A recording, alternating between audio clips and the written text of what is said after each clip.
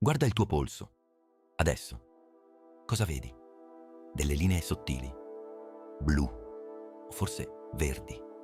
Sembrano fiumi freddi che scorrono sotto la tua pelle. Ci hanno sempre detto che il sangue, quando è dentro di noi, è blu, perché manca di ossigeno, e che diventa rosso solo quando tocca l'aria. È una bugia bellissima, ma pur sempre una bugia. La verità è molto più complessa e molto più affascinante. Entriamo dentro. Immagina di rimpicciolirti 1.000.000 di volte. Ecco il protagonista indiscusso. Il globulo rosso. Sembra una ciambella, vero? Ma senza il buco al centro. È schiacciato. Questa forma non è un caso. È ingegneria perfetta. Serve per piegarsi, per scivolare nei capillari più stretti, sottili come un capello. Se fosse una sfera rigida, ti bloccheresti all'istante.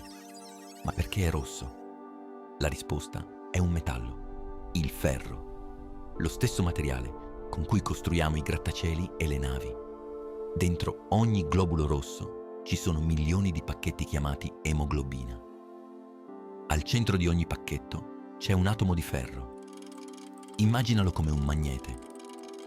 Quando il sangue passa nei polmoni, questo ferro afferra l'ossigeno con una forza brutale. E in quell'istante accade la magia. Il colore si accende, diventa rosso rubino brillante. E quando l'ossigeno viene consegnato, quando il magnete si spegne, il sangue non diventa blu, mai. Diventa solo di un rosso più scuro, cupo, come il vino vecchio o come la ruggine. Perché in fondo è proprio questo che accade. Il tuo sangue è letteralmente ruggine liquida che scorre nelle tue vene.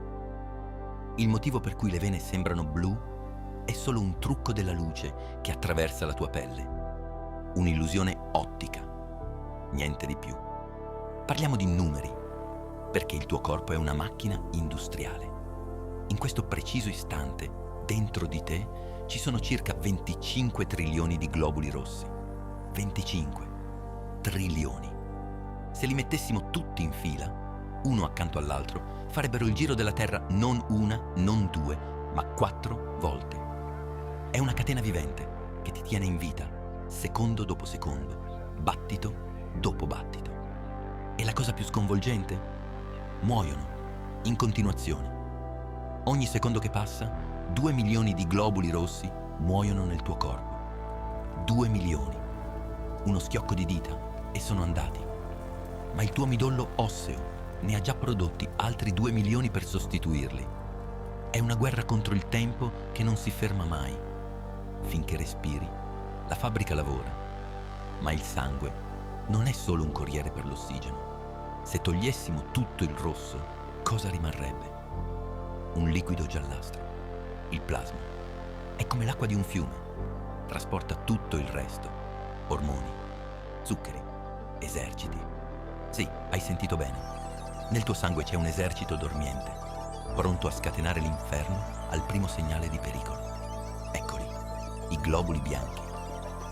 Rispetto ai globuli rossi, sono giganti. Sono pochi, ma sono letali. Immagina un soldato che può cambiare forma, attraversare i muri dei vasi sanguigni e dare la caccia ai nemici. Quando un virus entra nel tuo corpo, loro lo sanno. Non vedono, ma sentono. Sentono le tracce chimiche e iniziano l'inseguimento. Guarda questa scena. Un batterio, un invasore. Il globulo bianco lo raggiunge. Non usa armi, usa se stesso. Lo avvolge, lo ingloba, lo mangia vivo. Si chiama fagocitosi. È una scena dell'orrore microscopico che ti salva la vita ogni giorno. Senza di loro, un semplice graffio potrebbe essere la fine. Sei protetto da mostri benevoli. E se il sistema si rompe? Se c'è una falla? Arrivano le piastrine. Sono frammenti, pezzi di cellule. Sembrano inutili detriti spaziali. Ma quando un vaso sanguigno si rompe, si trasformano. Diventano appiccicose. Si agganciano l'una all'altra. Creano una rete, un muro. Fermano l'emorragia in pochi secondi. Sono i muratori d'emergenza del tuo corpo. Tutto questo traffico deve scorrere. I tuoi vasi sanguigni, arterie, vene, capillari. Se li srotolassimo tutti, Sai quanto sarebbero lunghi? 100.000 chilometri. 100.000. Potresti avvolgere l'equatore terrestre 2 volte e mezzo. Tutto questo sistema di tubature è stipato dentro di te. È un labirinto di una complessità che nessun ingegnere umano potrebbe mai replicare. E al centro di tutto, il motore, il cuore. Non è solo una pompa, è un metronomo. Batte 3 miliardi di volte in una vita media. 3 miliardi. Senza mai fermarsi per una pausa caffè. Senza mai chiedere ferie. Spinge il sangue con una pressione tale che se tagliassi un'arteria principale, il getto arriverebbe a 2 metri di distanza. È pura potenza idraulica. Ora, dimentica tutto quello che ti ho detto sul rosso, perché qui arriva la parte strana. Sulla Terra ci sono alieni, creature che non seguono le nostre regole. Prendi il polpo o il granchio reale. Se li ferisci, non sanguinano rosso, sanguinano blu, un blu elettrico, brillante. Perché? Perché non usano il ferro. Al posto del ferro, il loro sangue usa il rame. Si chiama emocianina. Il ferro è ottimo per trasportare ossigeno, ma il rame funziona meglio al freddo. Nelle profondità gelide dell'oceano, dove l'ossigeno è scarso, il sangue blu vince. È un adattamento evolutivo perfetto. Non è un difetto, è un superpotere per vivere dove noi moriremmo in pochi minuti, ma si può fare di peggio. In Nuova Guinea c'è una lucertola, lo scinco. Il suo sangue è verde lime, verde brillante. Sai perché? È pieno di biliverdina, una sostanza che per noi è tossica.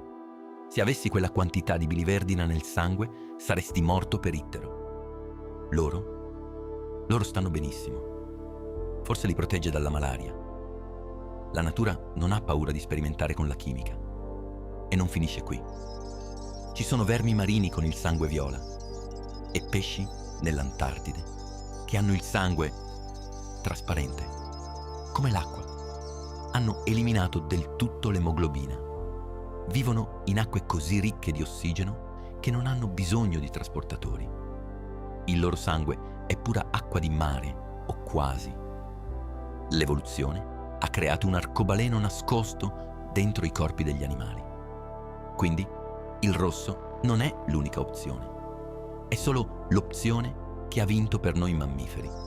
Per noi che abbiamo bisogno di correre, di pensare, di mantenere il corpo caldo. Il ferro è il nostro carburante ad alto ottano. Ma sapere che là fuori esistono alternative ci fa capire quanto la vita sia incredibilmente adattabile.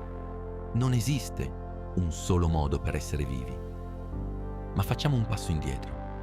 Ti ho detto che il tuo sangue è rosso grazie al ferro. Ma da dove viene questo ferro? Non si crea dal nulla. Il tuo corpo non può fabbricarlo. La Terra non può fabbricarlo. L'unico posto nell'universo dove si crea il ferro è nel cuore di una stella morente. Miliardi di anni fa, una stella gigante è esplosa, una supernova. In quell'ultimo secondo di vita, la pressione è stata così folle da fondere gli atomi e creare metalli pesanti. Ferro, oro. Tutto il ferro che hai nel sangue oggi, ogni singolo atomo, è stato forgiato in quell'esplosione.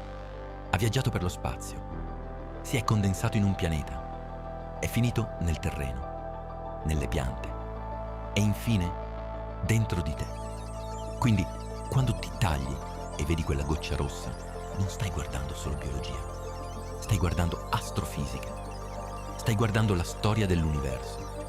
Hai letteralmente polvere di stelle che ti scorre nelle vene. E senza quelle stelle morte miliardi di anni fa, tu non potresti respirare oggi. Siamo connessi al cosmo nel modo più intimo possibile. Il tuo sangue è un fiume antico. Porta con sé i segreti dell'oceano primordiale da cui veniamo e i segreti delle stelle da cui siamo fatti. La prossima volta che senti il tuo cuore battere, ricordalo. Non è solo una pompa, è l'eco di una supernova. Grazie per aver guardato Renderium. Se questo viaggio ti ha sconvolto, iscriviti, Abbiamo un intero universo da esplorare. Renderium, la scienza come non l'hai mai vista.